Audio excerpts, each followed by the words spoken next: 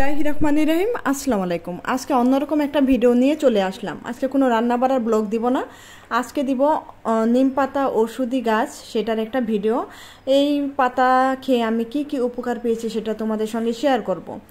শুধুমাত্র এক মুঠ নিম পাতায় কিন্তু আমাদের শরীরের অনেক রোগ দূর হয়ে যাবে। আর আজকাল মানুষ কিন্তু নিম গাছ অনেকেই চিনে না, এই যুগের বাচ্চারা, তাই গাছটা একটু চিনিয়ে দিলাম। আর আজকাল দেখা যায় ঘরে বাড়িতে নিম গাছ না বুনে সবাই ফুল গাছ বুনে, কিন্তু নিম গাছ বোনার কিন্তু ভীষণই দরকার। তাই চলে আসলাম এই যে কিছু নিম পাতা নিয়ে।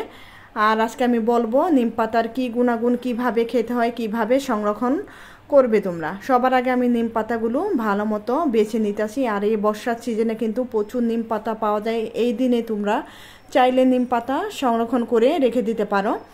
আর এই যে আমি কিভাবে ডিপ ফ্রিজে সংরক্ষণ করি এবং এমনি শুকিয়ে সংরক্ষণ করি সেটা তোমাদের সঙ্গে শেয়ার করব। আর সবার আগে পাতাগুলো পোকামাকড় বেছে একদম ফ্রেশ করে আমি এই যে দেখো পাতাগুলো ছিঁড়ে নিতেছি, তারপর পাতাগুলো আমি ধুয়ে নেব। এই পাতা কিভাবে খেতে হয় খালি পেটে তোমাদের সঙ্গে আমি সেটা শেয়ার করব। কতদিন খাবে, কিভাবে খাবে সবই বলে দেবো এই ভিডিওর মধ্যে। ভিডিওটা যদি ভালো লেগে যায় তাহলে একটা লাইক দিয়ে ভিডিওটা দেখা শুরু করো। এই যে দেখো মাকড়ের আঁশ, পোকামাকড় থাকে নিম পাতার মধ্যে, অনেক সময় ভালো মতো দেখে নিতে হবে, কারণ এই পাতাটা কিন্তু আমরা খাবো, এই জন্য ভালো মতো দেখে নিতে হবে। এই যে পাতাগুলো আমি পরিষ্কার করে নিলাম। আর পাতার এই যে ডাঁটগুলো যে দেখতেছো, এই ডাঁটগুলো কিন্তু যাদের শরীরে চুলকানি, অ্যালার্জি আছে, গরম পানির মধ্যে ফুটিয়ে তোমরা সেই পানিটা দিয়ে গোসল করলে কিন্তু তোমাদের চর্মরোগ, অ্যালার্জি কমে যাবে। আর এই যে আমি সবসময় নিম পাতাটা খাই, নিম পাতাটা খেলে আমার অম্বল, গ্যাস্ট্রিক একদমই কমে যায়। যাদের চুলকানি আছে চুলকানি কমে যাবে, যাদের চর্মরোগ আছে চর্মরোগ কমে যাবে, যাদের দাঁতে ব্যথা আছে তারা যদি এই নিম পাতার পানি দিয়ে গড়গড় করো, দাঁতে পোকা আছে, ব্যথা আছে, অনেকটা আরাম পাবে এবং পোকাও চলে যাবে। যাদের হাঁটুতে ব্যথা আছে, কোমরে ব্যথা আছে, তারা যদি প্রতিদিন হাফ চামচ করে নিম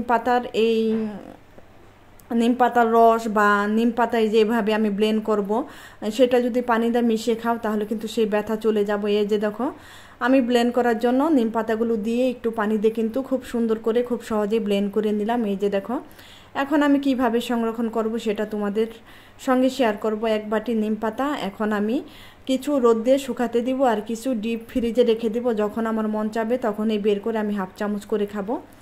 এই যে দেখো শুকানোর জন্য আমার শুকানোর দরকার পড়ে না, তোমাদের জন্য একটু দেখিয়ে দিলাম। আমি ফ্রিজে রেখে খাই, নর্মাল ফ্রিজে রেখে আমি এক সপ্তাহ খেতে পারি, আর বাকিটা আমি ডিপ ফ্রিজে রেখে দিই। যখন খাই খাওয়ার আধা ঘন্টা আগে আমি ফ্রিজ থেকে বের করে তারপরে পানিটা মিশিয়ে খেয়ে নিই। এই যে দেখো এইভাবে তোমরা ছোটো ছোটো করে বড়ি দিয়ে তোমরা রোদে শুকিয়ে নিতে পারো। মাত্র 2টা রোদে একদম ঝনঝনা হয়ে যায়। আমি ভিডিও শেষে তোমাদের দেখাবো।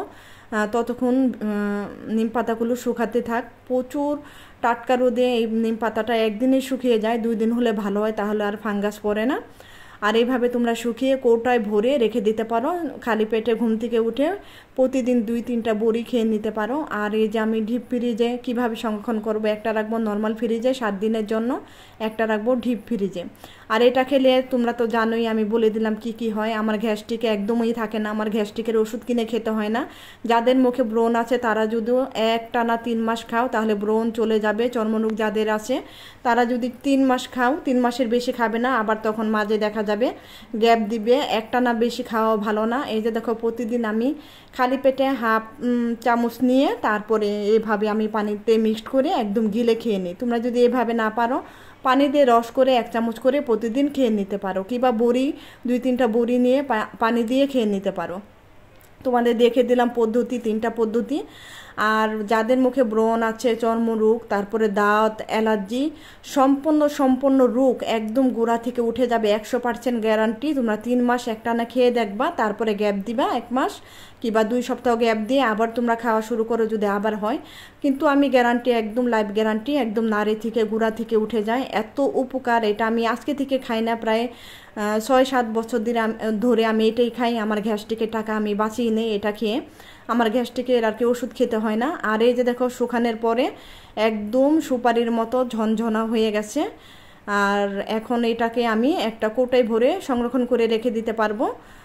মনে করো অনেক দিন থাকবে। এটাকে 2-3টা বড়ি নিয়ে পানি দিয়ে খালি পেটে খেয়ে নিলে হবে। অনেক সময় যারা খালি পেটে না খেতে পারো তারা কিন্তু ভাত খাওয়ার পর, নাস্তা খাওয়ার পর ভরা পেটেও খেতে পারবা, কোনো সমস্যা হয় না।